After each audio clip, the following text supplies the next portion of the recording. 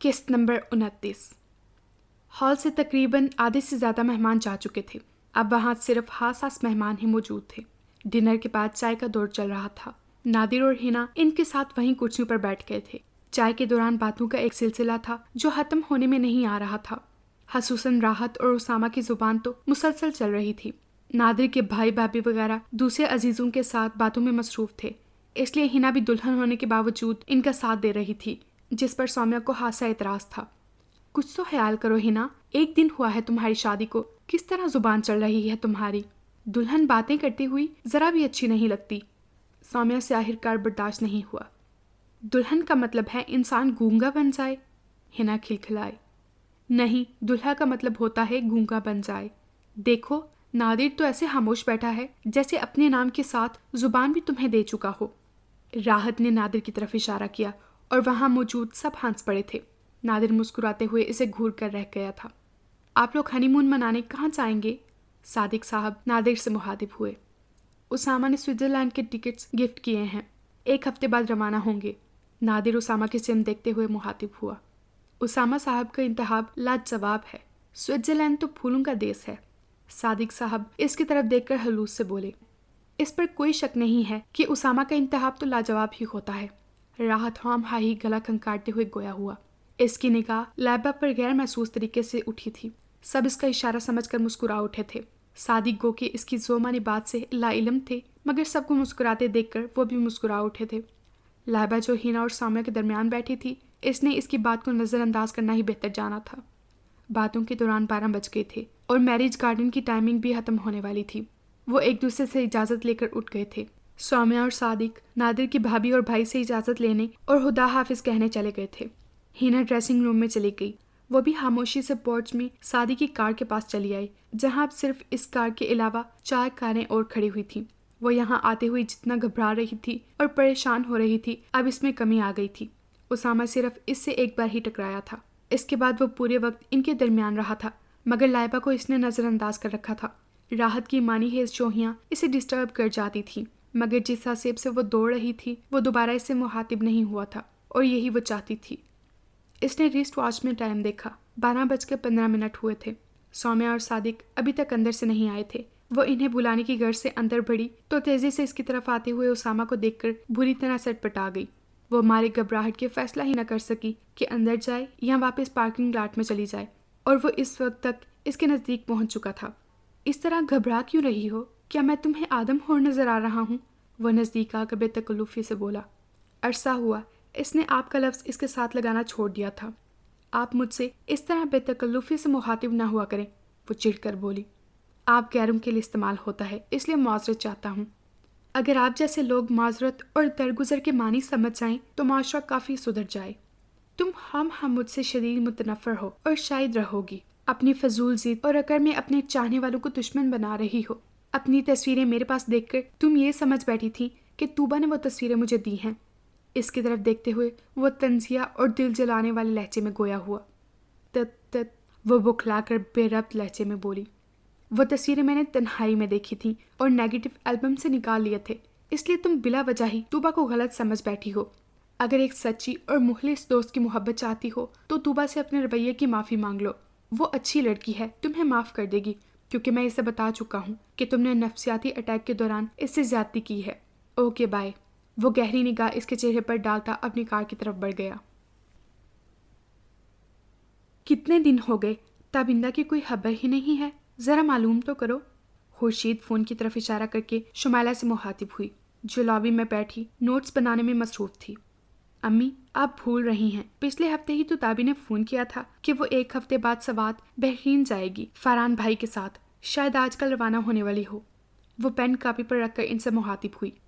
مجھے تو صالحہ کے تیور اچھے نہیں لگتے، فون پر 2-3 مرتبہ بات کرنا بھی چاہی تو انہوں نے سلام کے جواب کے علاوہ کوئی بات ہی نہیں کی۔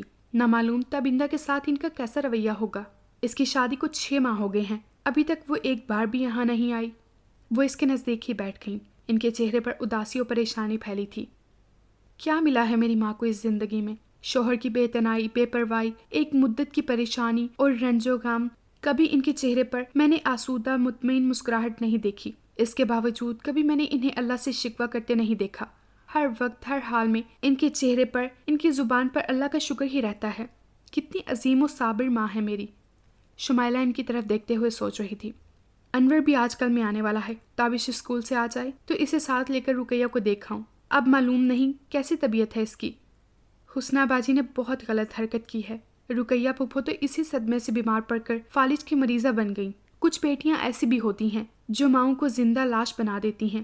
کتنا مان تھا پھپھو کو ان پر، کس قدر چاہتی تھی انہیں، مگر انہوں نے کیا صلہ دیا انہیں؟ دنیا بھر کی بدنامی اور جگ ہنسائی۔ اللہ سے ہر دم خیر کی دعا مانگتے ہیں شمو۔ اللہ سب کو نیک اور سیدھی راہ چلائے، مت کسی کی برائیاں یاد کرو۔ وہ پاندان کھول کر پان پر کتھا لگاتے ہوئے بولی۔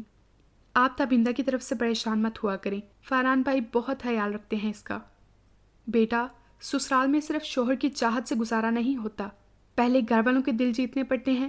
بہت مشکل اور آزمائش سے گزر کر ان کے دلوں میں جگہ ملتی ہے، مگر آج کل ایسا نہیں ہے امی، اب دل جیتنے کے بجائے کاٹ دیا جاتا ہے۔ میرے سامنے ایسی باتیں مت کیا کرو، میں نے اپنی لڑکیوں کی پرورش اسی بنیاد پر کی ہے کہ وہ سب کی محبتیں پائیں گی۔ اب افشاں کو ہی دیکھ لو، ماشاءاللہ خوش و خرم ہے اپنے گھر میں، میاں بھی عزت کرتا ہے اور بچے تو اتنا چاہتے ہیں کہ لگتا ہی نہیں وہ سوتیلے بچے ہیں۔ ان کے چہرے پر چمک سی آ گئی تھی افشاں کے ذکر پر۔ ظاہر بات ہے امی، دلہا بھائی تو ان کی عزت کریں گے ہی کہ ان کے حکم پر انہوں نے اپنی کوکھ ہمیشہ کے لیے اجاڑ دی، اور بچوں سے وہ خود بھی اس قدر پیار کرتی ہیں، اتنی دیکھ بھال تو شاید ان کی سگی ماں بھی نہ کرتی۔ اس کا لہجہ تلخ ہو گیا۔ تم ابھی بچی ہو، تمہیں ایسی کھلی باتیں ابھی زیب نہیں دیتی۔ جو کنواری لڑکیاں اس انداز میں بے حیائی سے سوچتی اور گفتگو کرتی ہیں، ان کے چہرے سے معصومیت کا نور اڑ جاتا ہے۔ کنواری ہونے کے باوجود ایسی لڑکیاں کئی بچوں کی اماں لگتی ہیں۔ انہیں شمائلہ کے منہ سے نکلا لفظ کوک تپا گیا تھا اور وہ حسب عادت اسے لیکچر دینے لگی تھیں۔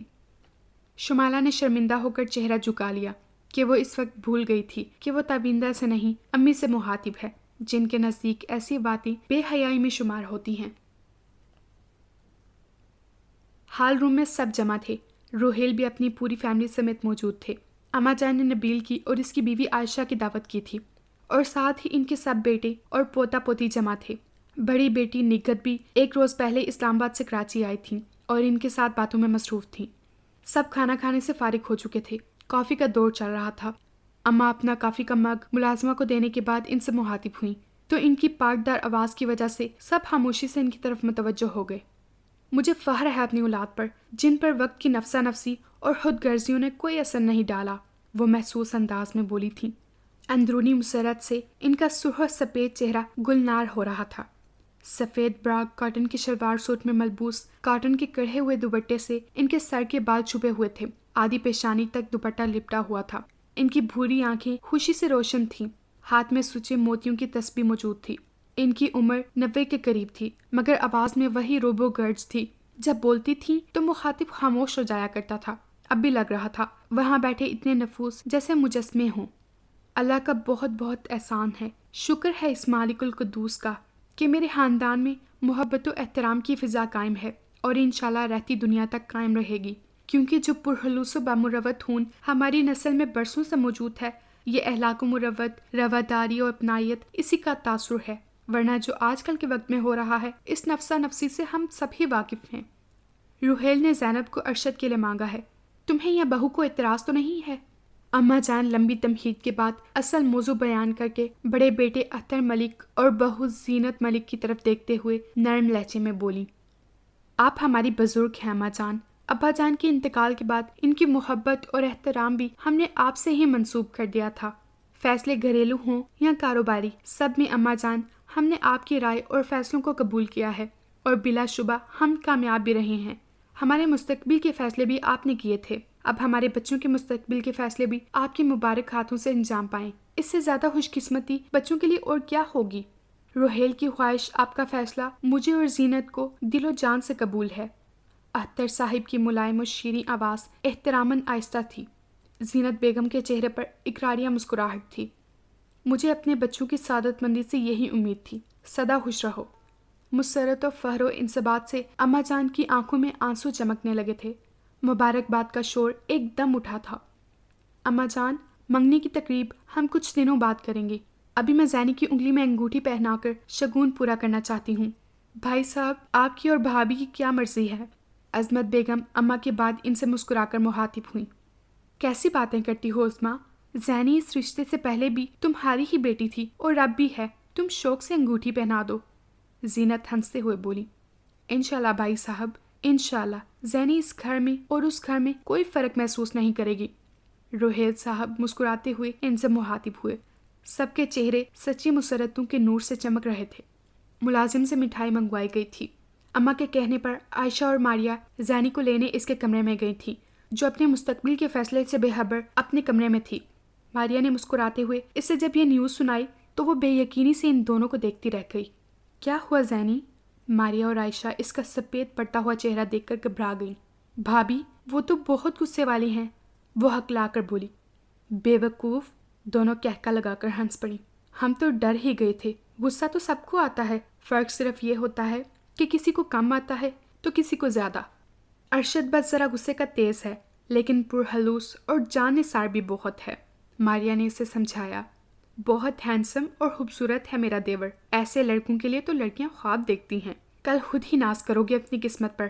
چلو وہاں سب انتظار کر رہے ہیں۔ عائشہ اس کا ہاتھ پکڑ کر کمرے میں لے آئی تھی۔ زینی بھی دوپٹہ سر پر جمائے اس کے ہمراہ اس طرح آ رہی تھی جیسے وہاں کا راستہ نہ جانتی ہو۔ وہ اپنی کیفیت پر خود حیران تھی۔ کچھ دیر قبل وہ سب کے درمیان ہنستی مسکراتی موجود تھی، کوئی جھجک وغیرہ نہ تھی۔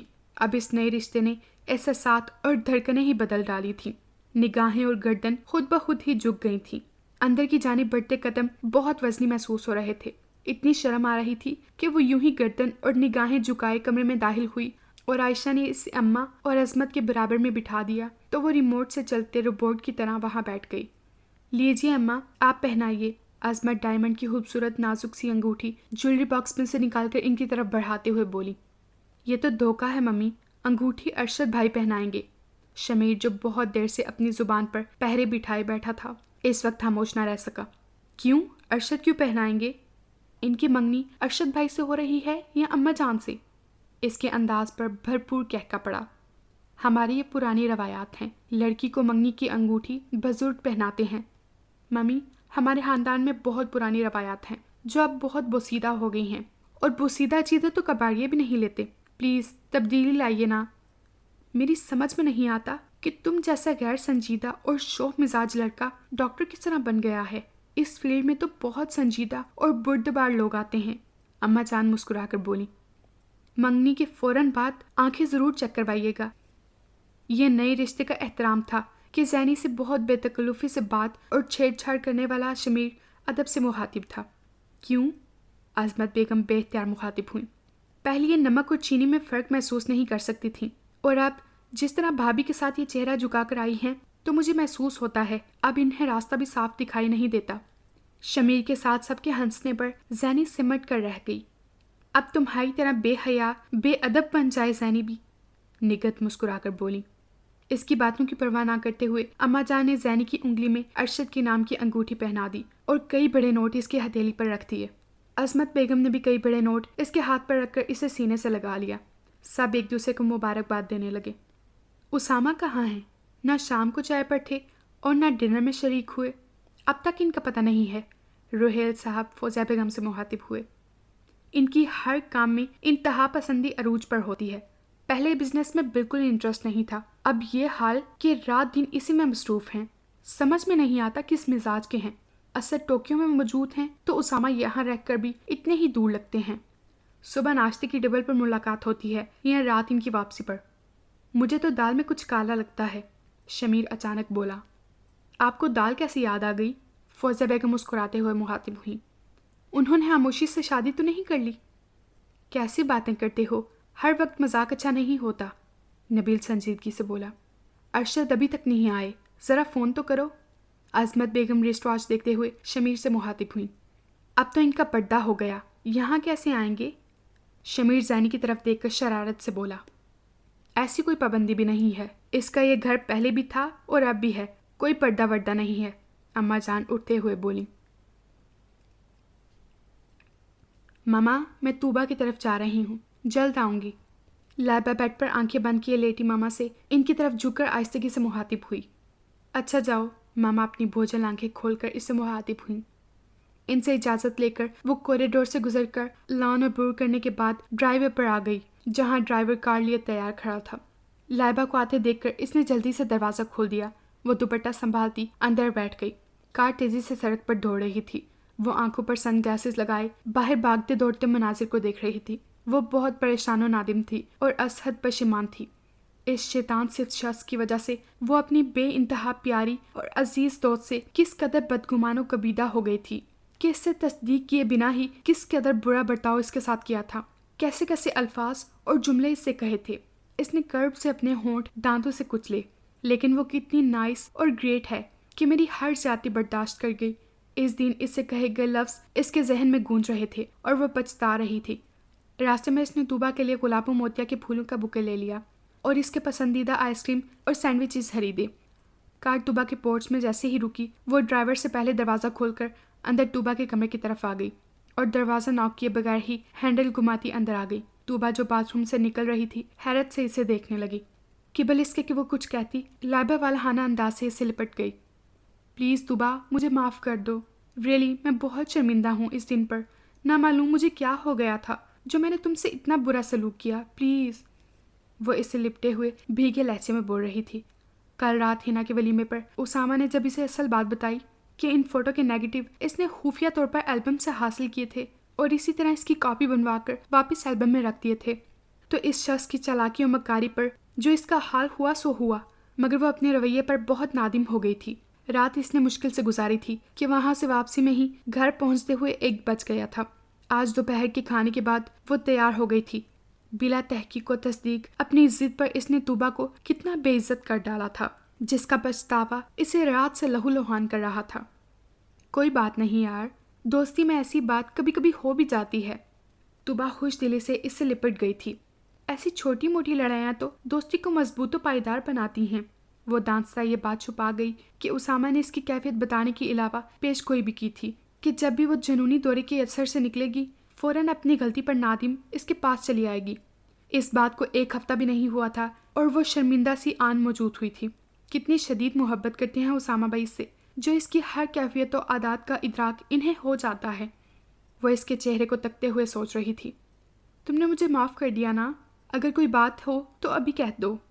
ارے نہیں بھائی، تم جیسی اچھی دوست سے کب تک ناراض رہا جا سکتا ہے؟ You are very great Tuba. وہ سرشاری سے اس کے شانوں پر ہاتھ رکھ کر مسکرا دی۔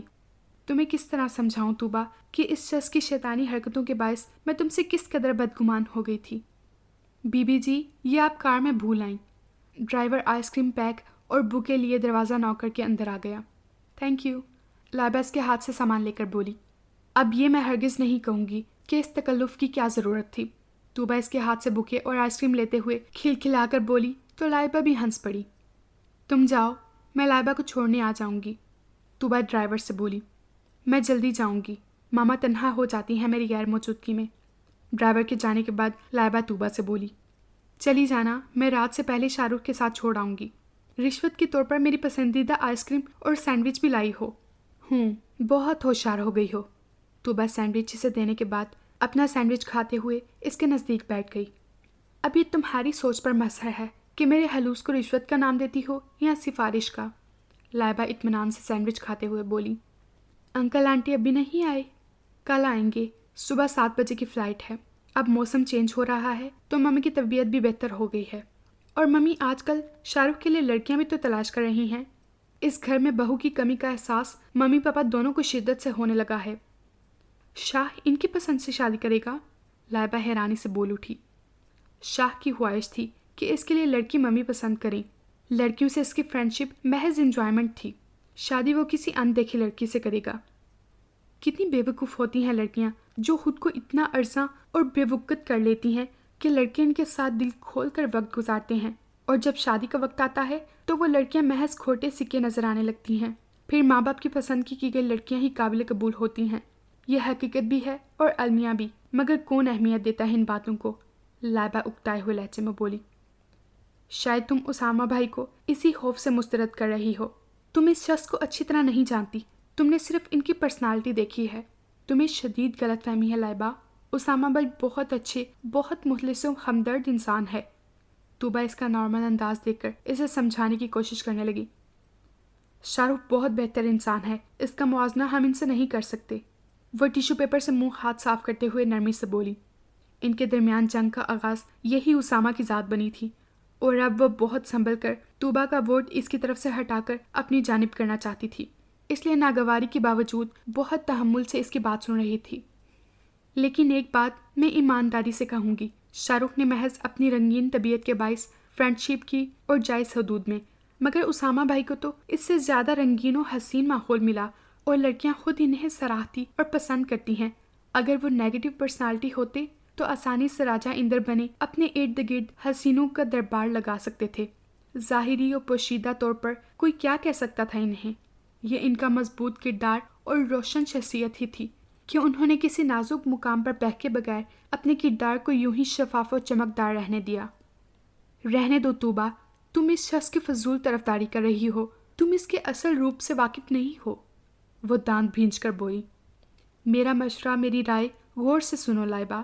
دیکھو، جتنی عزیز تم مجھے ہو اتنے ہی وہ ہیں، مگر اس وقت بات صرف تمہاری بہتری و بھلائی کے لیے کر رہی ہوں، جو تمہیں وقتی طور پر بری اور ناگوار گزرے گی، مگر تم ٹھنڈے دل سے سوچو گی تو اس میں تمہاری ہی بھلائی ہوگی۔ میں سن رہی ہوں، تم بولو، لائبہ سے بغور دیکھتے ہوئے سنجیدگی سے بولی۔ یہ بات تم اچھی طرح جانتی ہو کہ ماما کو 2 ہارٹ اٹیک ہو چکے ہیں، اور تیسرا کبھی بھی ہو سکتا ہے۔ ان کی دن بدن گرتی ہوئی صحت کوئی حوصلہ افزا امید قائم کرنے بھی نہیں دیتی۔ پھر سوچو تمہارا کیا بنے گا؟ زیادہ عرصہ تم کہیں بھی نہیں رہ سکتی ہو، اور تمہارا ہمارے سوا ہے بھی کون؟ شاہ کا ارادہ شادی کے بغیر امریکہ سیٹل ہونے کا ہے۔ مامی پاپا اسلام آباد منتقل ہونے کا پروگرام بنا چکے ہیں۔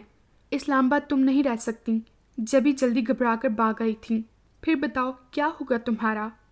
میں ہاسٹل میں رہنے لگوں گی، لائبہ کپکپاتی آواز میں بولی۔ نہیں، یہ دھوکہ ہے، خود فریبی ہے، تم ساری زندگی ہاسٹل میں نہیں گزار سکتی۔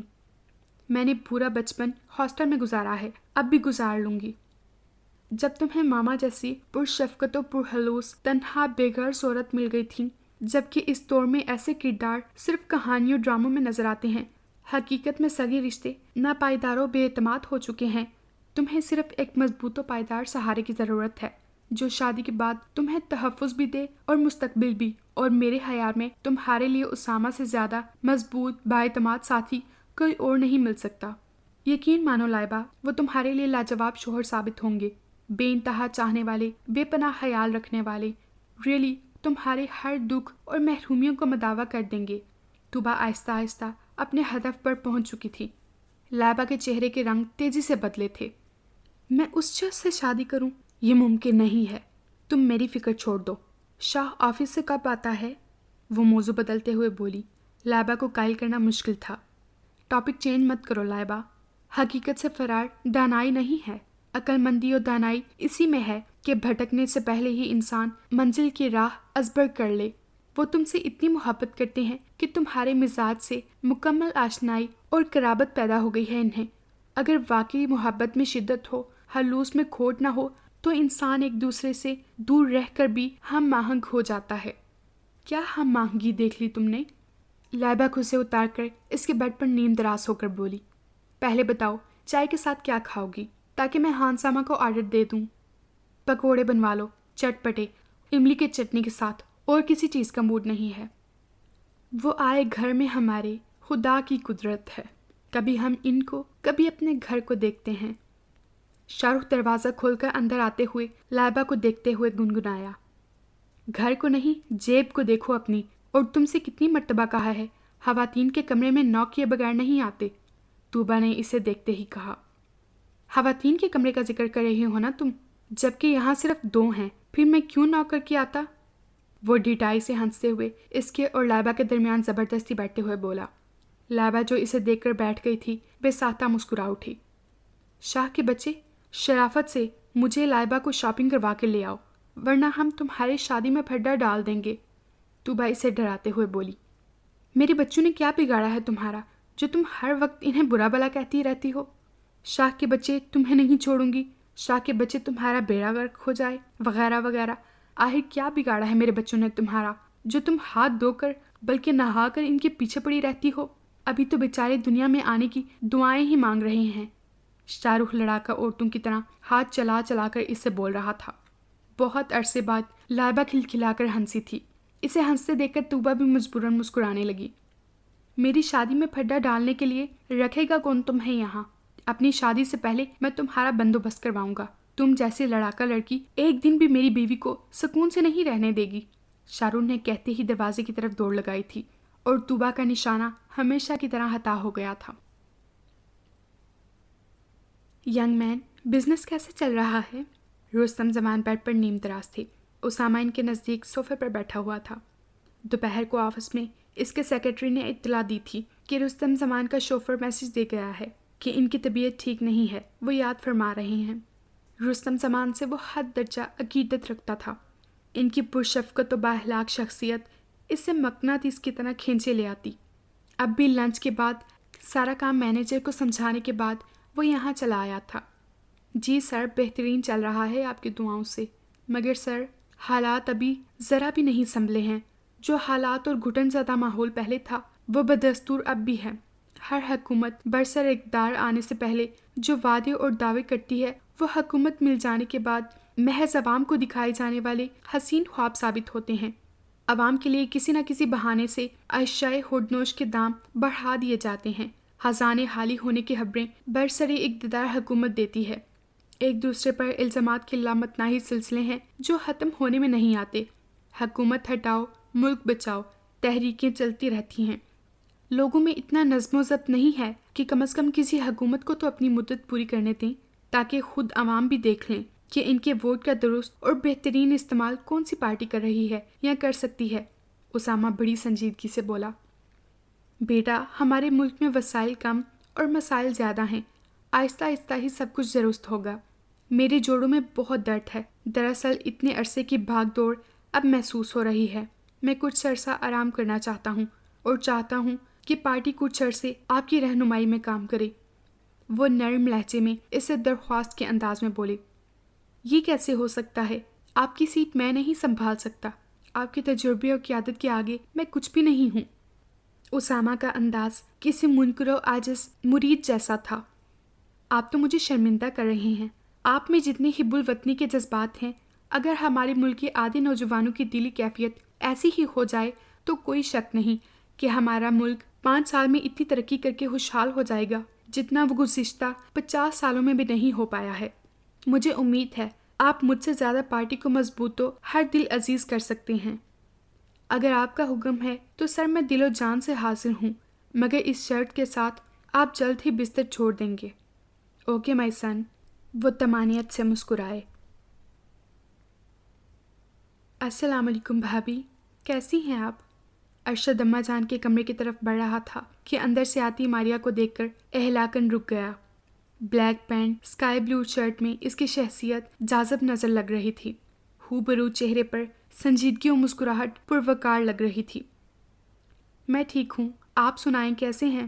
اس دن بہت انتظار کروایا اور آئے بھی نہیں۔ ماریا چاہنے کے باوجود اس سے نئے رشتے سے کوئی چھیڑ چھاڑ نہ کر سکی۔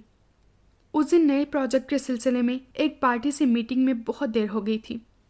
اب کھانا کھا کر جائیے گا، ماریا مسکراتے ہوئے بولی۔ شکریہ بھابھی، کھانا پھر کسی دن کھاؤں گا، ابھی تو میں صرف چائے پیوں گا، اگر آپ کو زحمت نہ ہو تو۔ مجھے آفس جانا ہے، وہ معذرت کرتے ہوئے بولا۔ زحمت کی کیا بات ہے، ابھی لاتی ہوں، ماریا مسکراتے ہوئے آگے بڑھ گئی۔ اس نے زینت بیگم کے کمرے سے آتی ہوئی زینی کی جھلک دیکھ لی تھی، جو اسے دیکھ کر ستون کے پیچھے چھپ گئی تھی۔ ستون پر سرخ چھوٹے پھولوں اور بڑے ہرے پتوں کی بیل لپٹی ہوئی تھی۔ شام کا وقت تھا، اسے ارد گرد کوئی نظر نہیں آیا تو وہ مسکراتے ہوئے ستون کی طرف بڑھ گیا جہاں اس کا کانسنی دوپٹہ لہرا جاتا تھا۔ ویسے بھی اس کی اس حرکت نے اس کے دل میں عجیب کیف اور گدگدی پیدا کر دی تھی۔ وہ دبے پاؤں چلتا ہوا اس کے سامنے کھڑا ہو گیا۔ وہ جھک کر اس کی موجودگی یا غیر موجودگی کے بارے میں جاننا چاہ رہی تھی، اچانک اسے کسی جن کی طرح موجود دیکھ کر بری طرح گھبرا گئی۔ آپ؟ اس نے بمشکل اپنی مسکراہٹ چھپائی اس کی حالت دیکھ کر۔ میں خود ہوں، کوئی بھوت نہیں جو تم یوں خوفزدہ ہو، وہ لہجے کو کرخت بنا کر بولا۔ کاسنی سندھی کڑھائی والے سوٹ میں اس کے حسن کی رعنائیاں عروج پر تھیں۔ سندر مکھڑے پر خوف و گھبراہٹ نے اتنا حسین رنگ بکھیر دیا تھا کہ وہ بے اختیار اسے دیکھے گیا۔ بھابھی کہہ رہی تھی بہت خوفزدہ ہوں مجھ سے. کیوں بھلا؟ میں ڈریکولا ہوں یا کوئی؟ اب نہیں ڈروں گی. اس نے خشک ہونٹوں کو بمشکل جنبش دے کر بھاگنا چاہا. بہادری کا سرٹیفکیٹ کس نے دے دیا اب؟ وہ بدستور جمع کھڑا تھا. پلیز آپ جائیں، کوئی آ جائے گا. وہ دل کی بات زبان پر لے آئی. تو آ جائے، میں چوری کر رہا ہوں یا کوئی گناہ؟ وہ اکڑ کر بولا. اپنی آنکھیں ضرور ٹیسٹ کروا لینا کہ شوگر اور سالٹ میں فرق محسوس کر سکو. میں غلطی صرف ایک بار معاف کرتا ہوں، بار بار نہیں. وہ بات مکمل کر کے اماں کے کمرے کی طرف بڑھ گیا. زینی نے سکون کی سانس لی. فوزیہ بیگم شام کی چائے کے لیے لوازمات کچن میں تیار کر رہی تھیں. نگہت بیگم جو ایک ہفتہ قبل اسلام آباد سے آئی تھیں، بہت انتظار کے بعد آج اسامہ کو گھیر کر بیٹھی تھیں. تم اپنے مشن میں کہاں تک کامیاب ہوئے؟ وہ اس کے چہرے کو بغور دیکھتے ہوئے بولی. کامیاب ہو چکا ہوں. وہ مسکراتے ہوئے مخاطب ہوا. اس لڑکی نے اقرار محبت کر لیا ہے دل سے یا جبرن کروایا ہے تم نے؟ وہ تشویش سے بولی. پھوپھو جان، میری چاہت ایسی کھیل بن گئی ہے میرے لیے جس میں جیتا بھی اور ہارا بھی. اس کی بلا وجہ نفرت و تضحیک اور تذلیل نے وحشتی اور جنونی اسامہ کا غصہ ابھارا ہے. کتنا اذیت ناک عمل ہوتا ہے اپنی اخلاقیات کے برخلاف عمل کرنا. آپ کا اسامہ تو کب کا ٹوٹ پھوٹ گیا ہے. اب صرف ایک ضدی اور سرکش انسان موجود ہے. وہ ان کے آگے اپنے زخم کھول کر بیٹھ گیا تھا. میری جان، ایک لڑکی کے لیے تم جیسے مضبوط تو توانا شخص کو ٹوٹنا مناسب ہے؟ او پھپھو، لڑکی نے نہیں، اس کی ضد اور نفرت نے مجھے بدل ڈالا ہے. میری بات مانو تو سائے کے پیچھے بھاگنا بے وقوفی اور وقت کا ضیاع ہے. بھابھی جان تمہارے لیے کتنی اچھی اچھی لڑکیاں دیکھ رہی ہیں، ان میں سے کسی ایک کو پسند کر لو. بھابھی کی تنہائی اور اس گھر کی ویرانی سے مجھے بھی وحشت ہونے لگی ہے. وہ اس کے گھنے بالوں میں انگلیاں پھیرتے ہوئے محبت سے بولی. بچپن سے آج تک میں نے جو چاہا حاصل کیا، اور یہ عادت اتنی پختہ ہو گئی ہے کہ میں جب تک کسی پسندیدہ چیز کو حاصل نہ کر لوں بے چینی اور بے قراری رہتی ہے. ویسے بھی وہ اب میری ضد بن گئی ہے. دوسری صورت تو شاید میں اس کے حصول سے دست بردار ہو جاتا، مگر اب نہیں. اس کے وجیہہ روشن چہرے پر ضد اور خود سری عزم بن کر چھا گئی تھی. مجھے تمہاری بہت فکر رہتی ہے اسامہ میری جان. مجھے لگ رہا ہے تم صرف ایک لڑکی کی خاطر. نگہت اس کے دراز سراپا پر نظر ڈال کر رہ گئیں. کیا باتیں ہو رہی ہیں پھوپھی بھتیجے میں؟ ملازمہ کی ہمراہی میں فوزیہ بیگم ٹرالیس میں داخل ہو کر مسکراتے ہوئے بولی. میں اسے احساس دلا رہی ہوں گھر کی تنہائی کا. نبیل ایک بیٹے کا باپ بن چکا ہے. ارشد منگنی شدہ ہو گیا ہے ماشاءاللہ. یہ ابھی بھی کنوارے گھوم رہے ہیں. ہم تو کوشش کر کے ہار مان کر بیٹھ گئے ہیں. تم ہی سمجھاؤ تو شاید انہیں سمجھ آ جائے. فوزیہ بیگم ملازمہ کی لائی ہوئی ٹرالی اپنے قریب کرتے ہوئے سنجیدگی سے بولی. ممی، آپ اس قدر دل برداشتہ نہ ہوا کریں. وہ مسکرا کر بولا. اکلوتی اولاد میں سب سے بڑی خرابی یہی ہوتی ہے کہ وہ اپنا ہی کہا منواتی ہے. سوچ لینا اسامہ، میں اب جب تک تمہاری منگنی نہیں کر دیتی یہاں سے جاؤں گی نہیں، چاہے وہاں میری بہو بیٹے لڑ لڑ کر پورے محلے والوں کو تنگ کر دیں. نگہت کی وارننگ پر وہ مسکرانے لگا، جبکہ فوزیہ بیگم بے اختیار ہنس پڑی. ابھی تک ان دونوں کی لڑائیاں ختم نہیں ہوئیں؟ وہ لوازمات کی پلیٹ انہیں پکڑاتے ہوئے بولی. نہیں، صبح لڑتے ہیں، شام کو دوستی ہو جاتی ہے. اماں جان کی کوئی ملنے والی آئی ہیں کسی گاؤں سے، میں چائے انہیں وہیں دے آتی ہوں. فوزیہ بیگم مگوں میں چائے نکالتے ہوئے بولی. کوئی ہاتھ جاننے والی ہوں گی، ورنہ اماں جان نے تو تقریباً لوگوں سے ملنا جلنا ہی ترک کر دیا ہے. اسامہ ان کے ہاتھ سے مگ لیتے ہوئے بولا. پہلے کبھی نہیں دیکھا انہیں. نگہت شانے اچکاتے ہوئے بولی. اس وقت ملازمہ دروازہ نوک کر کے اندر آ گئی. چھوٹے سرکار، آپ کو اماں جان یاد فرما رہی ہیں، وہ کہہ کر چلی گئی. اماں جان اس وقت یاد؟ اسامہ مگ خالی کر کے ٹیبل پر سے اٹھ گیا. ملازمہ کا انداز کچھ سہما سہما تھا جو اس نے بغور نوٹ کیا تھا. اس کی چھٹی حس بیدار ہونے لگی. اماں جان تو اپنے ملنے والوں کے سامنے کسی کی بھی موجودگی برداشت نہیں کرتی، پھر تمہیں کیوں بلایا ہے؟ ان کی عادت جانتے ہوئے انہیں سلام کرنے کے بعد میں یہاں آ گئی تھی. نگہت بیگم کچھ حیرانی سے بولی. اماں جان کے لاڈلے اور چہیتے ہیں، ملوا رہی ہوں گی ان سے. فوزیہ پیار بھری نگاہیں اس کی طرف ڈالتے ہوئے بولی. اوکے، میں جاتا ہوں. اسامہ چپل پہن کر کمرے سے نکل گیا. آئیے. اس کے سلام کے جواب میں اماں کی عجیب سی سرد اور طنزیہ آواز اسے پریشان کر گئی تھی. وعلیکم السلام پتر، کیسے ہو؟ بھاری بھرکم بڑی چادر میں لپٹے وجود نے جب اس کے قریب آ کر سر پر ہاتھ رکھا تو اس کے چہرے پر نگاہ پڑتے ہی اسامہ کو شوق لگا تھا۔ وہ انہیں دیکھ کر پلکیں جھپکانا بھول گیا تھا۔ یہ منشی کی بیوی ہیں اور یہاں تم سے اور تمہاری بیوی سے ملنے آئی ہیں، جسے ساتھ لے کر تم بارش میں ایک رات ان کے گھر رکے تھے۔ اماں جان نے ان کی وجہ سے اپنے چہرے کو اور لہجے کو کنٹرول میں رکھا تھا۔ وہ حسب و نسب اور خاندانی ناموس پر جان نچھاور کرنے والی عورت کس طرح ایک غیر عورت کے سامنے اپنے اندرونی معاملے کو ظاہر کر سکتی تھی، مگر ان کے چہرے اور آنکھوں کی سرخی ان کے اندر پھٹتے آتش فشاں کو ظاہر کر رہی تھی۔ اور لفظ بیوی نے وہاں موجود زینت بیگم اور اندر داخل ہوتی ہوئی فوزیہ بیگم اور نگت کو سکتے میں مبتلا کر دیا تھا، اور اسامہ کے خواب و خیال میں بھی نہ تھا کہ کبھی اس طرح کی صورتحال بھی پیش آ سکتی ہے۔ اس نے ان کے سامنے اپنا کردار ظاہر کرنے کے لیے اس رات جھوٹ بولا تھا، جس پر لائبہ بہت خفا ہوئی تھی، مگر اس نے اس کی پرواہ نہیں کی تھی۔ اسے صرف اپنے کردار کی فکر تھی۔ بہت خوبصورت لڑکی تھی، ہری آنکھوں والی، بالکل گلاب کے پھول جیسی لڑکی۔ وہ بول رہی تھی۔ کمرے میں موجود سب کی نگاہیں اسامہ کے چہرے پر تھیں۔ زندگی میں پہلی بار اسے اپنے اعصاب بے جان ہوتے ہوئے محسوس ہوئے۔ وہ ذہنی انتشار کے بدترین لمحے سے گزر رہا تھا۔ سوچیں مفلوج ہو گئی تھیں، دماغ شل، اس کے اندر زبردست آندیاں چل رہی تھیں، ایک قیامت مچی ہوئی تھی۔ وہ جو خاندان بھر کر لاڈلا و پسندیدہ تھا، جس کی ذہانت و لیاقت، شجاعت و شرافت سے سب کے سر فخر سے بلند تھے، اس کی سنجیدگی، متانت، پرخلوص شخصیت کے سب چھوٹے بڑے گرویدہ تھے۔ وہ با اخلاق و با کردار، با اصول و با ضمیر تھا۔ اس کے خیالات و نظریات، ضابطے و فیصلے اس قدر ٹھوس، شفاف اور پائیدار ہوتے کہ اماں جان جیسی مضبوط فیصلے کرنے والی ہستی خاموشی سے مان لیا کرتی تھیں، کیونکہ اس کی شخصیت تھی ہی اتنی روشن اور مکمل۔ مگر اس وقت جو اس کی ذات کا تاریک پہلو سامنے آیا تھا، اس دبیز تاریکی نے ان سب کے خواص معطل کر دیے تھے۔ وہ بے چین و بے یقین نگاہوں سے اس کے سپاٹ چہرے کو دیکھ رہی تھیں، جیسے وہ ابھی کہہ دے گا آپ کو غلط فہمی ہوئی ہے، یہ جھوٹ اور بکواس ہے، لغو الزام کی طرح، کسی ڈراؤنے خواب، کسی بدحیت خیال کی طرح۔ سب کی منتظر نگاہیں اس کے چہرے پر تھیں۔ آپ تشریف رکھیے نا ماں جی، اس نے چہرے پر بشاشت اور اطمینان ظاہر کرتے ہوئے ان کی طرف بڑھتے ہوئے کہا۔ اس کے سنجیدہ و وجیہہ چہرے پر مدھم سے مسکراہٹ تھی۔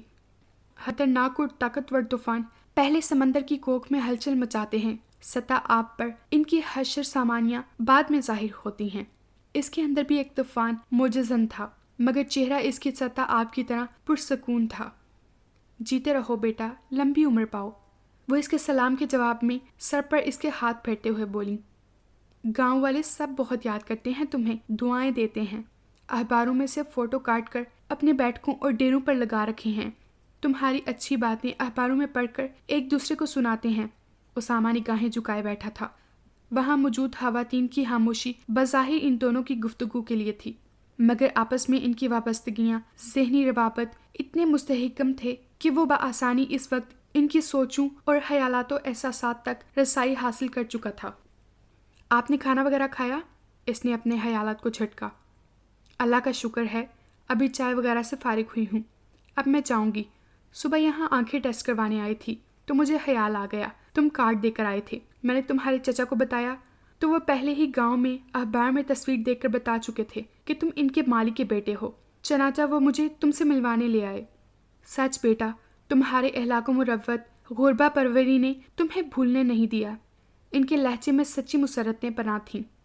آپ مجھے شرمندہ کر رہی ہیں، ایسی کوئی بات نہیں ہے، آپ کچھ دن یہاں رک جائیں۔ اوف، کبھی کبھی یہ اخلاقیات کہیں کا نہیں چھوڑتی۔ وہ شعلوں میں گھر کر بھی مسکرانے پر مجبور تھا۔ نہیں، میں جاؤں گی، میری بہو کا دوسرا بچہ ہوا ہے، وہ چلے میں ہے، اپنی بیوی کو میرا پیار دینا۔ ساون تو اس کی ہری آنکھیں ابھی تک نہیں بھولی ہے۔ وہ برابر میں بیٹھی اماں جان کی طرف دیکھ کر بولی۔ اے سی کی ٹھنڈک کے باوجود اس کے ماتھے سے پسینہ پھوٹ نکلا۔ کیسی لگی آپ کو ہماری بہو، اور ملاقات کب ہوئی تھی؟ فوزیہ بیگم کے لہجے کی لرزش اس نے واضح محسوس کی تھی۔ بظاہر ان کا لہجہ نارمل لگ رہا تھا۔ آج سے 2 سال پہلے کی بات ہے، چھاجو چھاج مینا برس رہا تھا، رات کا وقت تھا جب میرے ملازم نے بتایا کہ سڑک پر کار میں ایک جوڑا بہت پریشان بیٹھا ہے۔ کار خراب ہونے کے باعث میں نے سوچا اتنے خراب موسم میں یہ لوگ کہاں جائیں گے؟ تنہا مرد تو کہیں بھی رات گزار سکتا ہے، مگر لڑکی کے لیے مسئلہ ہوگا۔ یہی سوچ کر میں نے اس رات انہیں گھر میں جگہ دی تھی، بلکہ اپنی بہو بیٹے کا کمرہ انہیں دے دیا تھا جو حالی تھا۔ پہلے تو مجھے یقین ہی نہیں آیا کہ وہ چھوئی موئی سی لڑکی ان کی بیوی ہے۔ بہت نازک سی وہ لڑکی کچھ خوف زدہ لگ رہی تھی۔ وہ اپنی دھن میں بولے جا رہی تھیں، اس رات کا، اس صبح کا سارا احوال سنا رہی تھیں۔ اسامہ تو گویا انگاروں پر پاؤں رکھے ہوئے تھا۔ زندگی میں یہ مقام بھی کبھی آئے گا، اس کے وہم و گمان میں بھی نہ تھا۔ اس رات اس نے اپنی اور لائبہ کی پوزیشن صاف کرنے کے لیے یہ پہلا جھوٹ بولا تھا۔ آج اسی جھوٹ کا بیج کانٹے دار درخت بن کر اس کی عزت و کردار کے لباس کو تار تار کرنے کے لیے راستے میں حائل ہو گیا تھا۔ جھوٹ اللہ کو ناپسند ہے، جو انسان کا اعتبار اور اعتماد قتل کر دیتا ہے۔ جھوٹ بولنے والا کبھی قابل بھروسہ نہیں ہوتا۔ اس رات اس نے کسی برے عمل کے لیے جھوٹ نہیں بولا تھا، نہ اس وقت اس کے دل میں لائبہ نور کے لیے چاہت کا جذبہ محزن تھا۔ وہ صرف اپنے کردار کو بے داغ و شفاف رکھنا چاہتا تھا، مگر اب وہ بیک وقت دو راستوں پر گامزن ہو گیا تھا۔ اگر وہ اقرار کرتا ہے تو سب سے زیادہ مخالف الجارحیت کا سامنا اسے اماں جان سے کرنا پڑے گا، جو کسی آتش فشاں پہاڑ کی مانند سکون سے بیٹھی تھیں، مگر ان کا حد سے زیادہ سرخ چہرہ اور سوچ میں ڈوبی ہوئی آنکھیں ان کے اندر پکتے لاوے کا پتہ دے رہی تھیں۔ ان کے بعد فوزیہ بیگم ماں ہونے کے حوالے سے اس وقت حد درجہ اپسٹ نظر آ رہی تھیں۔ ان کے بعد دوسرے رشتوں کا نمبر آئے گا۔ اگر وہ انکار کرتا ہے تو اس کا کردار خراب ہوتا ہے۔ وہ یہ الزام کسی طور پر برداشت نہیں کر سکتا کہ کوئی اسے عیاش و بد فطرت کہے۔ اگر اب وہ درست صورتحال بتاتا بھی ہے تو ان حالات میں کون سچ مانے گا، جبکہ وہ واضح کر چکی ہیں کہ برسات کی رات انہوں نے ان دونوں کو اپنے بہو بیٹے کا کمرہ بھی دیا تھا۔ وہ دونوں جس طرح کمرے میں رہے تھے، اس بات کو ان دونوں کے علاوہ صرف ان کا رب جانتا تھا۔ کیونکہ وہ بھی شریف و مضبوط کردار کا مالک تھا تو لائبہ بھی باحیا اور باعصمت لڑکی تھی، مگر اس مگر سے آگے اس کے دماغ میں صرف سائیں سائیں ہوا کا شور تھا۔ اس کی ناؤ بھٹک کر بھنور میں پھنس گئی تھی۔ اسے ہر چیز گول گول گھومتی ہوئی نظر آ رہی تھی۔ تائی، پھوپھو، ممی سب ماں جی سے اس کی فرضی بیوی کے بارے میں مکمل معلومات اس خوبی سے حاصل کر رہی تھیں کہ وہ محسوس بھی نہ کر سکیں کہ یہاں اس کا وجود سرے سے ہے ہی نہیں۔ اس دوران وہ گونگا بہرا بنا، بلکہ اندھوں کی طرح نگاہیں جھکائے بیٹھے رہنے پر مجبور تھا۔ بیٹا، اب میں چلوں گی۔ انہیں تفصیل بتانے کے بعد وہ ملازم کے اشارے پر اٹھتے ہوئے بولی، دوبارہ آئیں تو کچھ دن رہیے گا ضرور۔ حالات کچھ بھی ہوں، اخلاق تو انسان کو بلند ہی رکھنا چاہیے۔ ضرور ضرور، تم بھی بہو کو لے کر آنا جب وہ میکے سے آ جائیں، وہ سادہ مزاجی سے کہتی ہوئی سب سے مل کر کمرے سے چلی گئیں۔ اب کمرے میں جامد سکوت طاری تھا۔ سب لوگ اس سے وضاحتیں سننے کے لیے بے چین اور بے قرار تھے، مگر اماں جان کے چہرے پر موجود تاثرات کسی کو بولنے کی اجازت نہ دے رہے تھے۔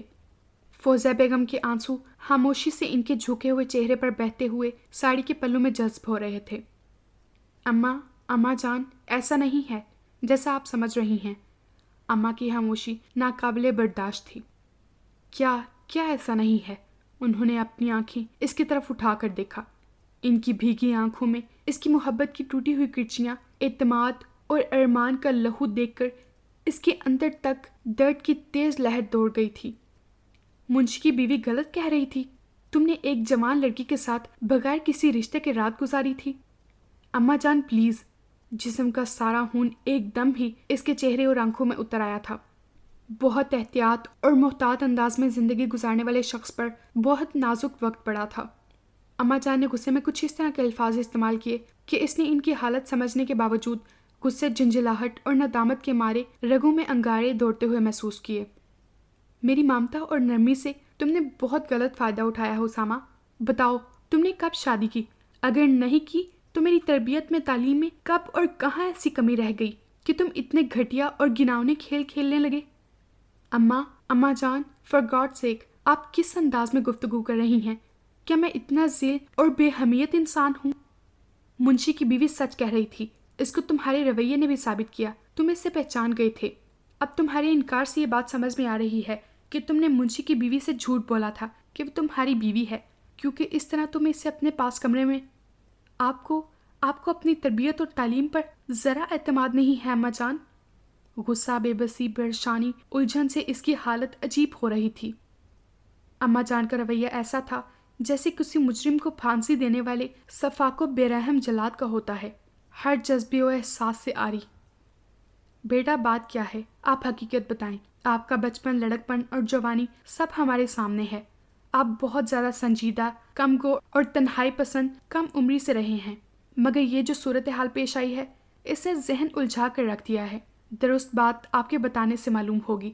آپ کا کردار روشن و صاف تھا اور ہے، مگر اس وقت جو داغ آپ کے کردار پر لگ رہے ہیں وہ آپ کی تصدیق سے صاف ہوں گے۔ کوثر بیگم اس کے شانے پر ہاتھ رکھ کر نرمی سے بولی، جی تائی جان، میں نے نکاح کر رکھا ہے۔ اس نے رک رک کر اپنے کردار پر لگنے والے غلاظت و بدنامی کے سیاہ داغ لگنے سے پہلے ہی صاف کر دیے۔ اسے احساس تھا وہاں بیٹھے لوگوں کے لیے اس کا اظہار کسی لرزہ خیز دھماکہ سے کم نہیں ہوگا۔ وہ ایک لمحے بھی وہاں نہیں ٹھہرا تھا۔ کار کی چابی اس کی جیب میں تھی۔ وہ وہاں سے سیدھا پورچ میں آیا اور کار لے کر ہوا کی طرح گیٹ سے نکل گیا۔ اس کے اعصاب ٹوٹ پھوٹ گئے تھے، دماغ بھاری پتھر میں تبدیل ہو گیا تھا، ہاتھوں میں اسٹیئرنگ کھلونے کی طرح گھوم رہا تھا۔ دھوپ لان میں پھیلنا شروع ہو گئی تھی۔ تابندہ نے کار ڈرائیو کرتے ہوئے فاران کو الوداعی ہاتھ ہلایا تو وہ بھی ایک ہاتھ سے اسٹیئرنگ تھام کر مسکراتے ہوئے خدا حافظ کہتا گیٹ سے باہر نکل گیا۔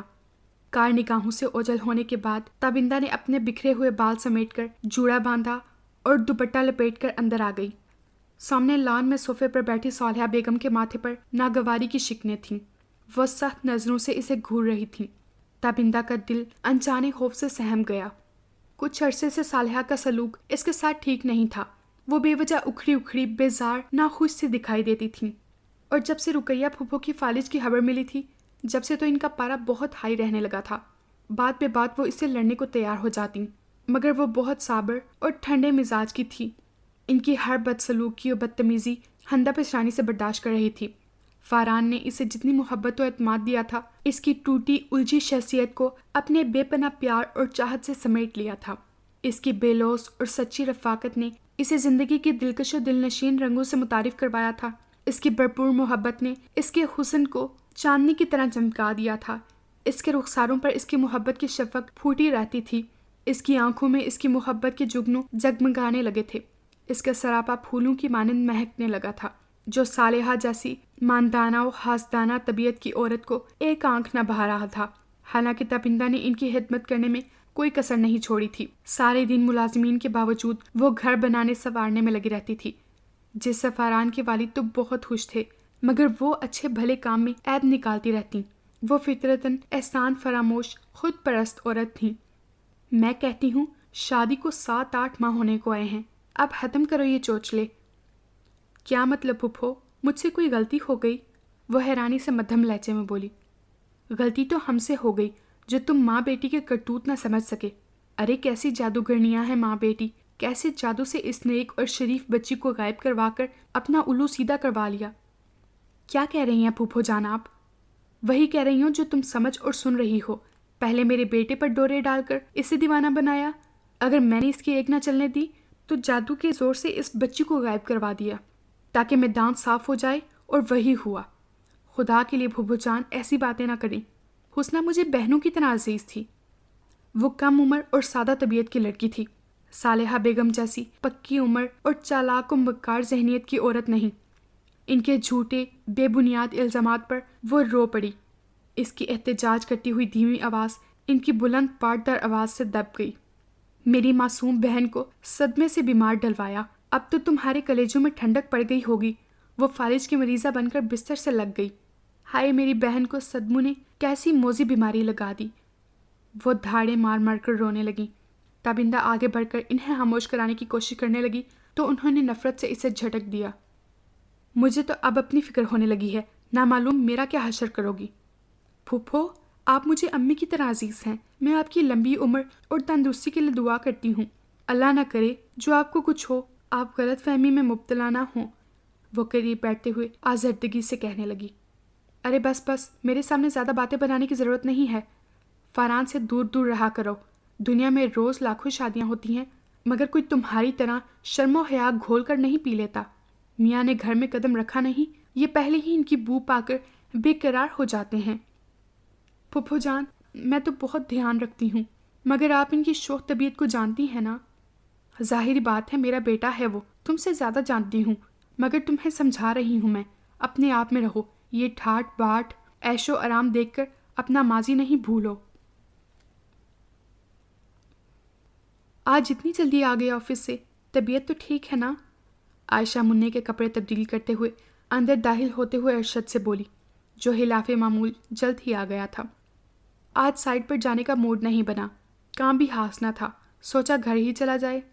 وہ جھک کر منّے کو پیار کرنے لگا۔ کس کے گھر چلا جائے؟ قریبی صوفے پر نیم دراز شمیر رسالہ سائڈ ٹیبل پر رکھتے ہوئے معنی خیز لہجے میں کہنے لگا۔ اپنے گھر اور کس کے گھر؟ ارشد اسے گھورتے ہوئے بولا۔ بھابی جان، بات پکی ہونے کے بعد ان پر خوب ٹوٹ کر روپ آیا ہے۔ مجھے ڈر ہے شادی کے بعد پھٹکار نہ برسنے لگے۔ اپنی بات کے اختتام پر خود ہی زور سے ہنسنے لگا۔ ہر وقت شرارت نہ کیا کرو، عائشہ اسے سرزنش کرتے ہوئے بولی۔ جب بھی بولنا فضول ہی بولنا، تم سے تو عقل مندی کی باتوں کی توقع کرنا فضول ہے۔ ڈیڈی نے فیصلہ کر لیا ہے، وہ عمرے سے واپسی پر آپ کا نکاح زینی سے کر رہے ہیں۔ بھابی، یہ منگنی کی بجائے نکاح کیوں؟ وہ الجھے ہوئے لہجے میں دریافت کرنے لگا۔ اگر آپ برا مان رہے ہیں تو نکاح کے ساتھ رخصتی بھی کروا لیں گے، شمیر چہکا۔ تم دفع ہو جاؤ یہاں سے، سنجیدگی تمہیں چھو کر بھی نہیں گزری۔ وہ غصے سے بولا۔ چھوڑو ارشد، اس کا مزاج ہی کھلنڈرا ہے۔ دراصل اماں جان تو شادی کا ہی کہہ رہی تھیں۔ امی نے کہا کہ تمہارا ابھی ارادہ 2 سال تک شادی کرنے کا نہیں ہے۔ اماں نے کہا ہمارے خاندان میں منگنیاں کسی کو بھی راس نہیں آتی، بدشگونی ہوتی ہے، ابھی نکاح کر دیتے ہیں، رخصتی جب تم کہو تب کریں گے۔ عائشہ نے تفصیل بتائی۔ اماں جان سپر پاور دماغ کی مالک ہیں، انہیں معلوم ہے منگنی تو مضبوط بندھن نہیں ہوتی، نکاح کروا کر مکمل جملہ حقوق بنام زینی محفوظ کر لیے جائیں۔ شمیر ہنستے ہوئے بولا۔ کب جا رہے ہیں ممی ڈیڈی عمرے پر؟ وہ عام سے لہجے میں بولا۔ اف، یہ عالم شوکت دیکھا نہ جائے۔ بڑے بھائی، صبح ناشتے پر تو آپ سے بات ہوئی تھی کہ رات کی فلائٹ سے جا رہے ہیں۔ پہلے ریاض اپنے فرینڈ سفیان بن طلحہ کے ہاں جائیں گے، وہاں سے عمرے کے لیے روانہ ہوں گے۔ بہت چکنی اور ڈھیٹ مٹی سے تمہیں بنایا گیا ہے، وہ مسکرا کر بولا۔ دیکھا، تعریف تو کی اسی بہانے۔ لائیں بھابی، اسے مجھے دیں۔ واکر سے وہ منّے کو نکالتے ہوئے بولا۔ نہیں، کوئی ضرورت نہیں ہے تمہیں اسے لینے کی، اپنی پرچھائی سے بھی اسے بچا کر رکھو۔ ارشد منّے کو اس سے چھین کر اپنے کمرے میں لے گیا۔